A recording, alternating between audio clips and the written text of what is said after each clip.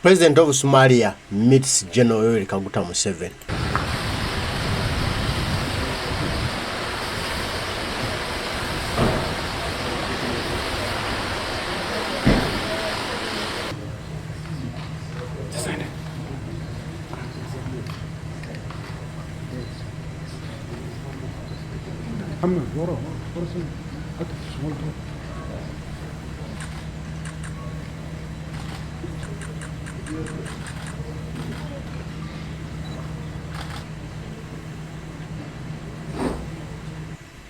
You are most welcome to Uganda. I would like to use this occasion to once again put to your excellencies the point of view of some of us who are the indigenous wealth creators of this part of Africa. Even in the pre-colonial times, when our economies were pre-capitalist and traditional, and in spite of life of our rigid tribal customs, we never tried to impose our ways of life on others. The tribes knew very well and respected the principle of live and let live. With the modern economy of producing for the market, our political movement developed more contempt for the parasite ideology of sectarianism, of religion, tribes, and gender chauvinism. Why? It is because we, the wealth creators of this area, produce milk, beef, bananas, fruits, oil seeds, coffee, cotton, etc. You need the East African and African market. Hence, the second ideological principle of the national resistance movement, our political movement, is Pan-Africanism. Pan-Africanism. Love Africa. Love East Africa. Why? It is because you need them for your prosperity. How do you love Africa? How do you love East Africa when you can't leave power? Who told you to love Africa, to love East Africa, you must stay in power till your death? It is on account of this medicine of the four principles of patriotism, Pan-Africanism, socio-economic transformation, and democracy. There is no democracy, there is no Pan-Africanism. How can you be a Pan-Africanist when you don't love Africa? You know, it's you yourself, you said the problem of Africa is leaders who overstay. As General Museveni, you are on overstay in the power. You know, you've overstayed, bro. And you say you're a Pan-Africanist, you love Africa, yet you can't leave power. You can't nurture young people to come and take over power. You know, now you call yourself a Pan-Africanist. Now, what will happen when you die? It's like there is no any other person who can be in power without you. Then you are not a Pan-Africanist. That saved Uganda from the collapse of 20 years, 1966 to 1986, that we were forced to advise our brother General Bashir of the Sudan regarding the poison of the politics of identity, of Sharia law and Arabism that they were promoting in that great Afro-Arab country of many cultures and religions. I told Bashir that my list of haram was much longer than his. Because people from the Middle East and other places waste our time. Haram. My list of haram is much longer than all those people.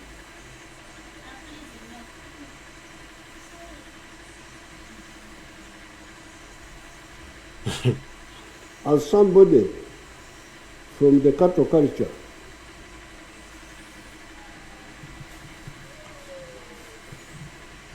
of the savanna areas of the Great Lakes. I do not eat fish. Fish to me is haram. This is how I get a problem when they invite me. They want me to eat their food. I don't eat good food. I want to go with my food. Chicken is haram to me. Eggs, mutton, goat, pigs, wild animals, etc. Because they are ebhagaro, in my language, abominations. However, even in the times of pre-colonialism, the cultures of the Great Lakes adhere to the principle of live and let live. Hence, although the Banyankole did not eat chicken or eggs, our neighbors, the Baganda, the ones of this area, or the Baziba of Tanzania, would get free gifts of chicken and eggs when they would visit their Banyankole friends, our Nyamkago. Banyankole were keeping chicken for the ancient religion of divination, killing animals, seeing how the intestines are arranged, and therefore knowing what God wanted. Okuragura, it's called Okuragura. The Baganda, Baziba, Ovakochi, could moreover catch the Nshonzi, mud fish in the nearby swamp without any hindrance. It is this live and let live culture that enabled this area for more than 1,000 years to develop a trade-connected area, TCA, that enabled the East African coast, Dar es Salaam, and so on, Zanzibar, the Savannah Plateau of Tanzania, the Great Lakes areas inland, and the Congo Forest to exchange goods and services such as textiles, emienda, guns and gunpowder, embundu and obuganga, ghee, amashita, omuzigo, skins and hides, empu, emuguta, emiringa, copper bracelets from the Congo, engoro, ivory bangles from Congo, amoshe, giraffe hair neck wear, wood products, salt, omonyo, etc. So, because of this live and let live culture, even before colonialism, the tribes could live peacefully without this one trying to impose their culture on the other one. And that's how we had this trade long before the Europeans came here. It is not correct to allow African, again, to be diverted by this disorientation of the politics of identity, especially if it is done by force. We always share this with our Somali brothers and sisters. The clan polarization some actors push is poisonous and should be discouraged.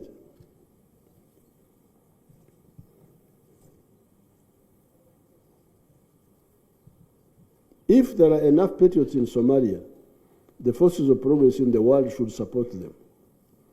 Those who insist on clan and sectarian organization, whether out of greed, parasitism, or ignorance, are mortal enemies of the future of the African race.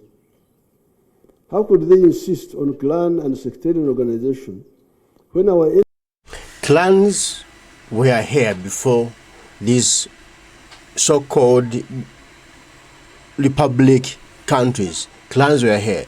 We came from those clans. That's our identity.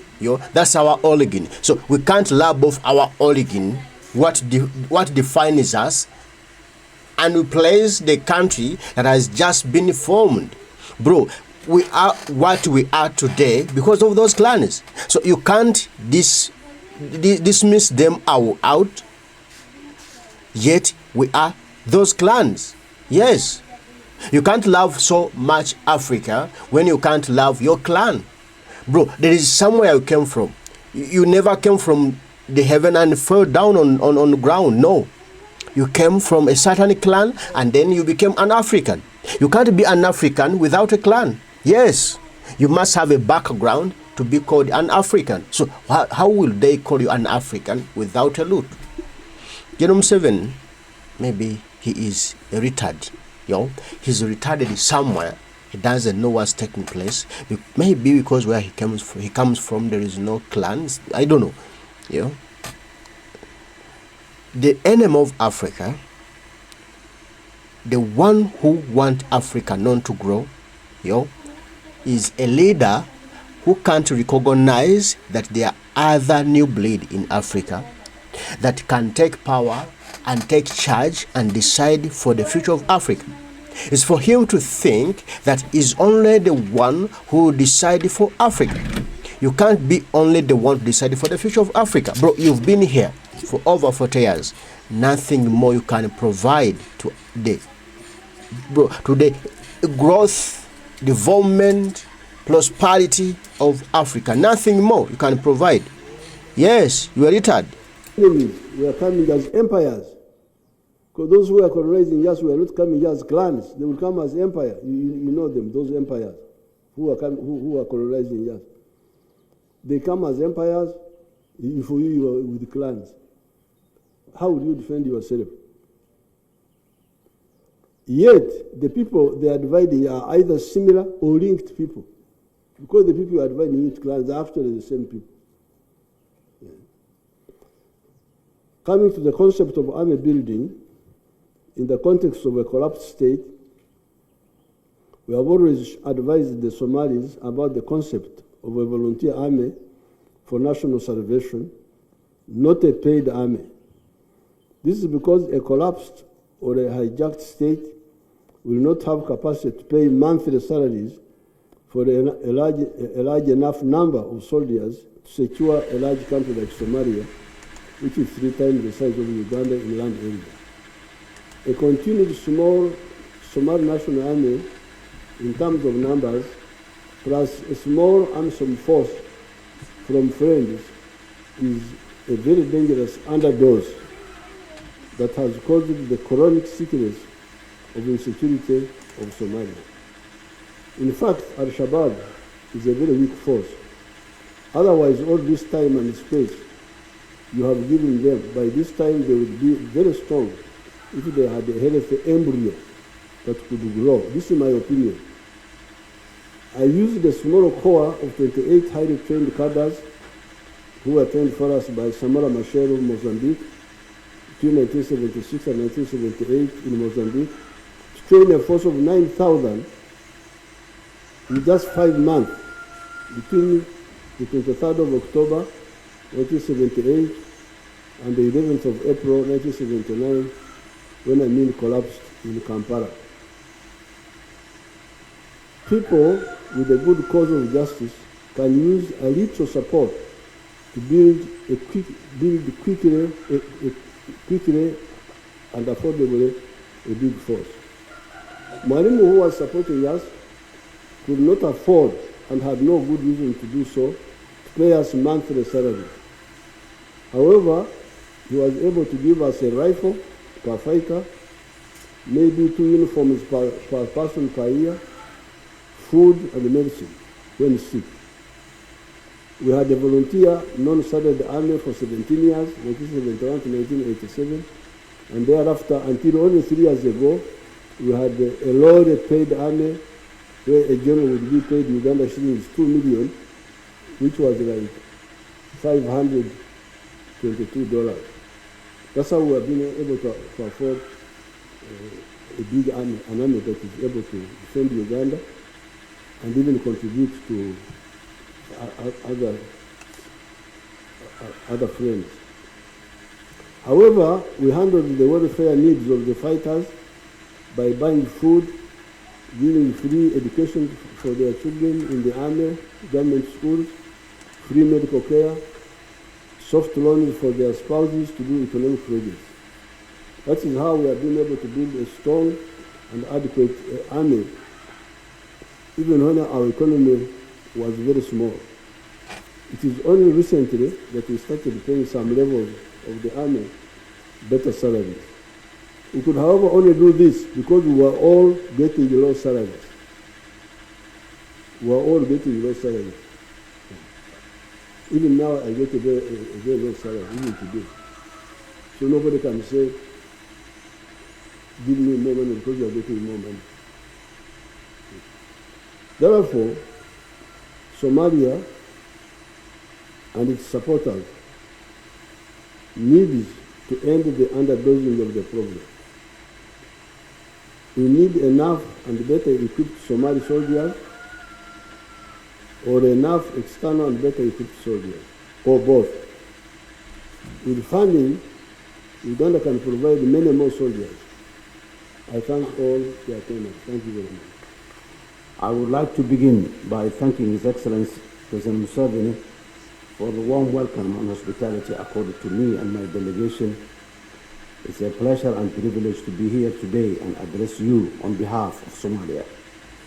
I would also like to express my deep appreciation to the troop contributing countries of the African Transmission Mission in Somalia, ATMIS, the African Union Support and Stabilization Mission in Somalia, AUSOM, and all our partners for their unwavering commitment and support in the fight against terrorism.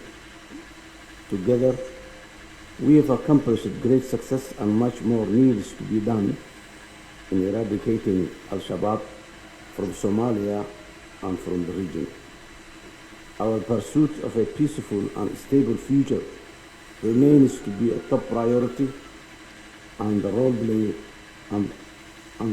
played by our countries have been indispensable in providing us with your time, resources, and your very lives. We honor your sacrifices, and we assure you that it is not in vain. In 2007, the African Union Mission in Somalia, AMISOM, was born out of necessity during a period of heightened conflict and has been vital in degrading Al-Shabaab, expanding the humanitarian access, supporting political transition, training Somali security forces, and saving many, many lives in Somalia.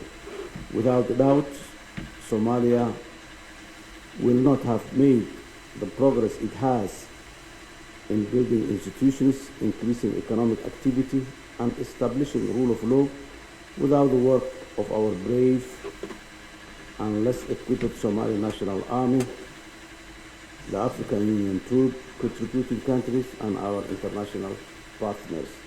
Excellence. With our collective effort toward securing Somalia, we have been able to have the space to further our state-building efforts from the onset. My administration prioritized rebuilding trust between the federal government and the federal member states of Somalia. Through continuous dialogue, we have been able to reach consensus on many contentious issues, including the most contentious chapters of the Constitution, such as power sharing, fiscal federalism, national security architecture, and the electoral model. The most notable achievement is the ongoing voter registration exercise in Somalia after almost 60 years. This phased and auditable exercise aims to register approximately 5 million citizens and marks a turning point in strengthening the transparency and the legitimacy of Somalia's democratic process. In addition,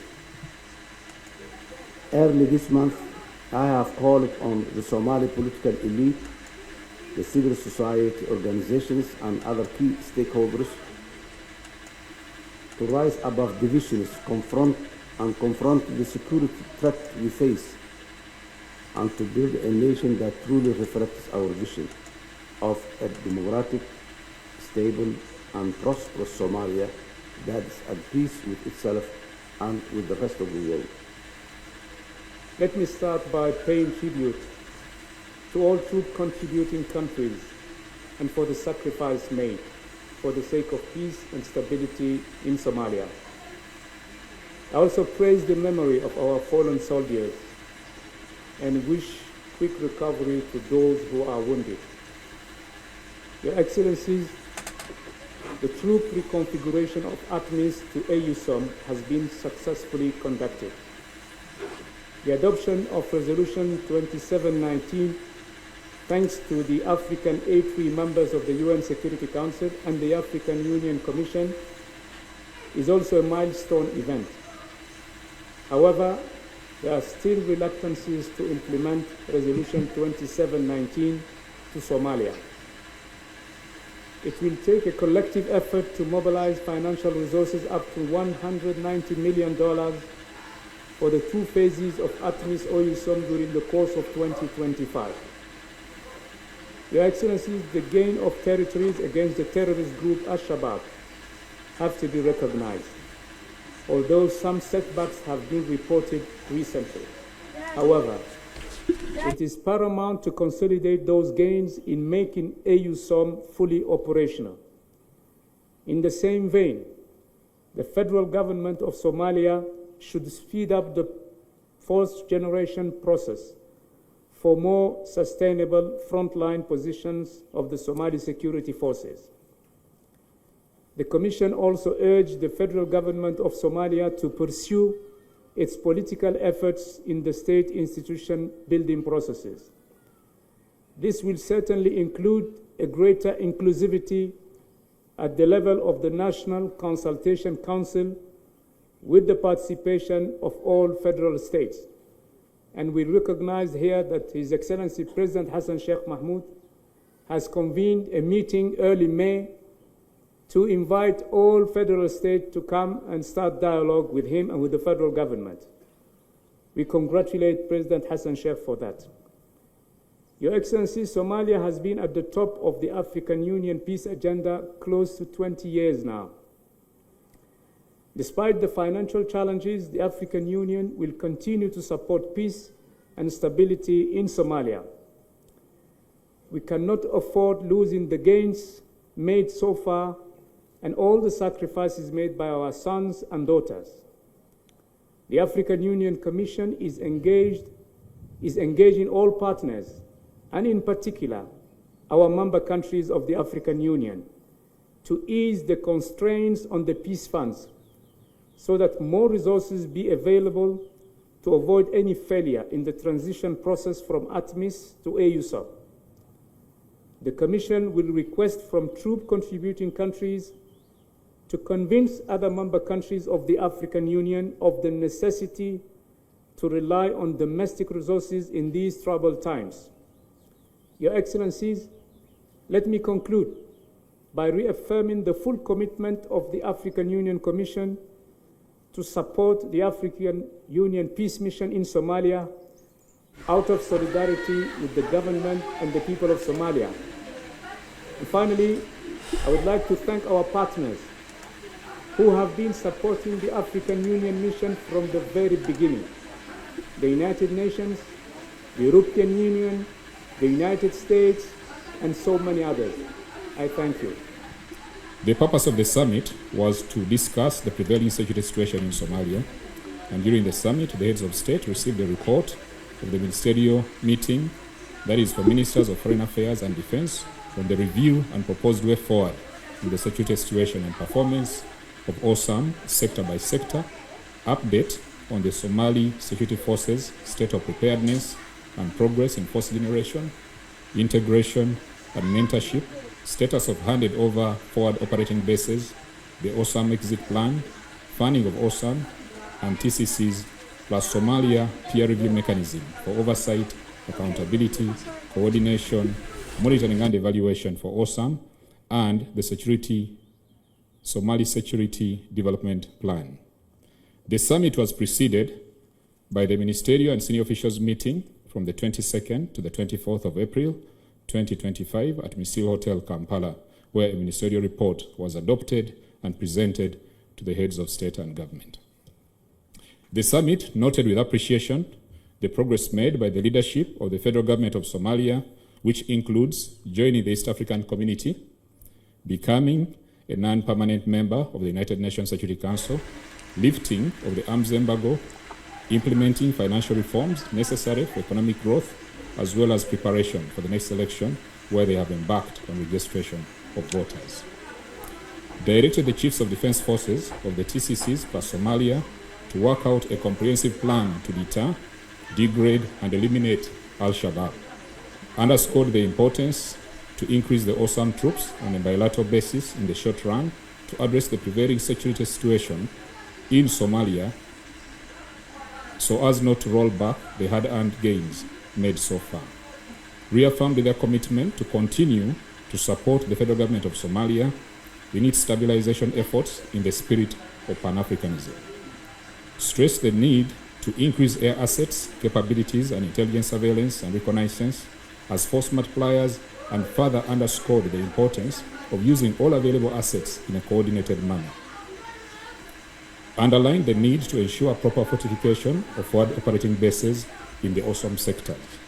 Encouraged the federal government of Somalia to strengthen civil-military coordination, prioritizing humanitarian relief and quick impact stabilization projects in recovered territories to consolidate security gains and foster enduring community trust.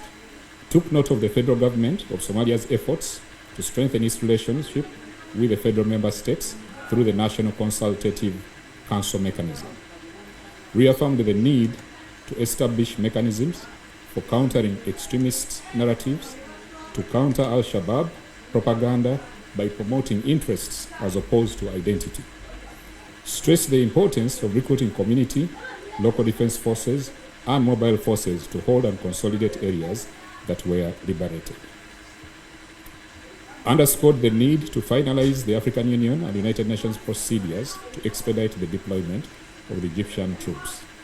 Stressed the importance of addressing operational shortfalls through provision of adequate, sustainable, and predictable funding and rapid force generation to fill identified capability gaps, ensuring mission effectiveness and boosting morale among deployed personnel.